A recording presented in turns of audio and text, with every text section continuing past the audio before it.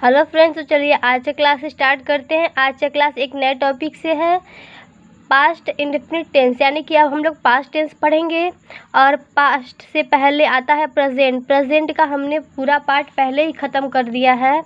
अब ये नया पार्ट यानी कि पास्ट इंडेफिनिट टेंस से पढ़ने जाएंगे। पास्ट का मतलब होता है भूतकाल, यानी फिर भूत या फिर जो बीत गया हो, या अतीत जिसे कह सकते हैं। इंडेफिनिट का मतलब होता है अनिश्चित, जिसका कोई निश्चित न हो। और टेंस का मतलब होता है काल, यानी कि भूत अनिश्चित काल। हम लोग अब पास्ट टेंस में पढ़ने जा रहे हैं, तो इसके बारे में पूरा जान लेते हैं। इसमें जो भी कार्य होगा वो हमारा पूर्ण रूप से हो चुका होगा, यानी कि जैसे कि बीत गया होगा। जैसे चलिए इसके पहचान को देख लेते हैं, तो आपको समझ में आ जाएगा। इसका पहचान दिया गया है, वाक्य के अंत में ता था, ती थे, ते थे, या, ई, आ आदि शब्द आते हैं। इसका मतलब है कि वाक्य के अंत में या फिर ता है, ता था, ती थी, ते थे के अलावा या फिर या, ई, आ ऐसे शब्द आएंगे तो वो हमारा पास्ट टेंस कहलाएगा। चलिए अब इसके कुछ रूल्स को देख लेते हैं। उससे पहले मैं बताना चाहती हूँ, अगर आप हमारे चैनल पर नए हैं तो हमारे चैनल को लाइक और सब्सक्राइब ज़रूर करें। तो आई होप आपको पास्ट टेंस का पहचान समझ में आ गया होगा। अब आइए इसके कुछ रूल्स देख लेते हैं। इसमें रूल्स है कि इसमें हम लोग वर्ब के सेकेंड फॉर्म का यूज करेंगे।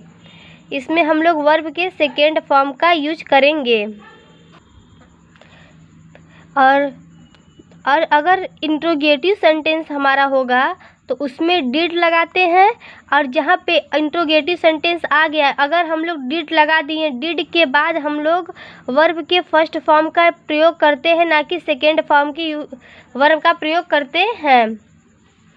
तो अगर हमारा सेंटेंस जैसे दिया गया हो, ऊपर मैं समझा दे रही हूँ कि मैंने भोजन किया, तो इसमें हमारा कोई इंट्रोगेटिव वर्ड नहीं आया। इसके हिसाब से यहाँ पे वर्ब का सेकेंड फॉर्म ही लगेगा।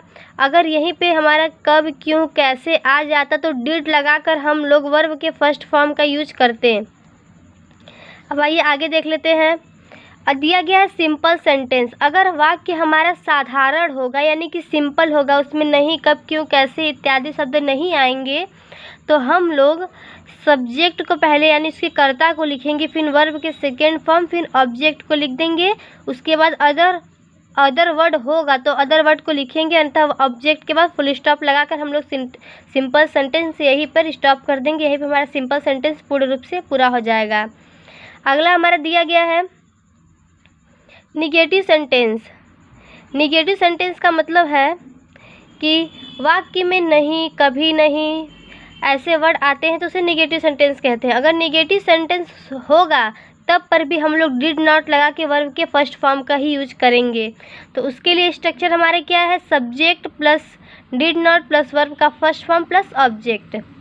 इसके बाद अगर अदर वर्ड रहेगा तो उसको लिखेंगे, अन्यथा यहीं पे फुल स्टॉप लगाकर ये सेंटेंस हमारा यहीं तक पूर्ण हो जाएगा। उसके बाद अगला है इंट्रोगेटिव सेंटेंस। इंट्रोगेटिव सेंटेंस का मतलब क्या होता है कि प्रश्नवाचक हमारा सेंटेंस हो। और प्रश्नवाचक सेंटेंस हमारे दो प्रकार के, इंट्रोगेटिव सेंटेंस दो प्रकार के होते हैं। या तो वाक्य के पहले ही हमारा इंट्रोगेटिव वर्ड आ जाए, या फिर वाक्य के बीच में इंट्रोगेटिव वर्ड है। अगर वाक्य के पहले हमारा इंट्रोगेटिव वर्ड आता है तो हम लोग उस इंट्रोगेटिव वर्ड को नहीं लिखते हैं, उसके स्थान पे पास्ट इंडेफिनिट टेंस में हम लोग डिड का प्रयोग करके फिर सब्जेक्ट लिखकर वर्ब का फर्स्ट फॉर्म प्लस ऑब्जेक्ट के बाद क्वेश्चन मार्क लगा देते हैं। अब इसी इंट्रोगेटिव सेंटेंस में अगर नहीं आ जाता है तो डिड फिर सब्जेक्ट, इसके बाद हम लोग नॉट लगा के फिर वर्ब का फर्स्ट फॉर्म लिख के फिर उसके बाद लिखेंगे। दूसरा टाइप्स क्या है कि अगर वाक्य के बीच में हमारा इंट्रोगेटिव वर्ड आता है तो पहले हम लोग इंट्रोगेटिव वर्ड को बाहर निकालते हैं, यानी बाहर लिखते हैं, फिर डिड, फिर सब्जेक्ट प्लस वर्ब का first form, object, question mark लिख के क्लोज कर देते हैं। इंट्रोगेटिव सेंटेंस यहीं पे हमारा क्लोज हो जाता है। अब आइए इसके कुछ एग्जाम्पल्स देख लेते हैं। इसके एग्जाम्पल में पहला एग्जाम्पल दिया गया है, मैंने भोजन किया। मैंने भोजन किया। मैंने बताया था ना कि वाक्य के अंत में ता था, ती थी, ते थे, या, ई, आ आदि शब्द आते हैं। तो देखिए इसमें पहले दिया गया मैंने भोजन किया। मैंने यानी कि मैं भोजन की, तो मैं का क्या होता है, पहले आई लिखेंगे, यहाँ पे आई हो जाएगा। भोजन किया यानी कि भोजन किया एक साथ ही लेंगे। तो इसमें मैंने बताया था कि जब वाक्य सिंपल हो तो हम लोग वर्ब के सेकेंड फॉर्म का यूज करते हैं, तो यहाँ पे एट हो जाएगा, क्योंकि इट का सेकेंड फॉर्म होता है एट। अगला दिया गया पूजा स्कूल नहीं गई। यहाँ पर भी ई आया, यानी कि ये भी हमारा पास्ट टेंस में आ गया। तो पूजा का हमारा हो जाएगा पूजा, स्कूल नहीं गई। स्ट्रक्चर के हिसाब से यहाँ पे डीड हो जाएगा, फिर नॉट, फिर उसके बाद हम लोग लिखेंगे वर्ब। वर्ब क्या है, जाने का। तो इसमें वर्ब का सेकेंड फॉर्म लगता है, लेकिन जहाँ पे डिड नॉट या फिर डिड आ जाए वहाँ से वर्ब का फर्स्ट फॉर्म स्टार्ट हो जाता है। तो यहाँ पे गो हो जाएगा वर्ब का फर्स्ट फॉर्म ही, फिर टू स्कूल, क्योंकि दिया गया पूजा स्कूल नहीं गई। तो यहाँ तक कंप्लीट हो गया। अगला दिया गया क्या तुम पढ़े। अब ये इंट्रोगेटिव में पहला हमारा रूल आ गया, क्या को पहले लिखेंगे तो हमारा हो जाएगा डिड, और तुम का होता है यू। और जब डिड लग गया तो हम लोग वर्ब के फर्स्ट फॉर्म को लगाएंगे यहाँ पे, यानी पढ़ना के यहाँ पे हमारा रीड हो जाएगा, फिर क्वेश्चन मार्क लगा देंगे, ये भी हमारा सेंटेंस क्लोज हो जाएगा। फिर अगला दिया गया है राधा क्यों घर गई।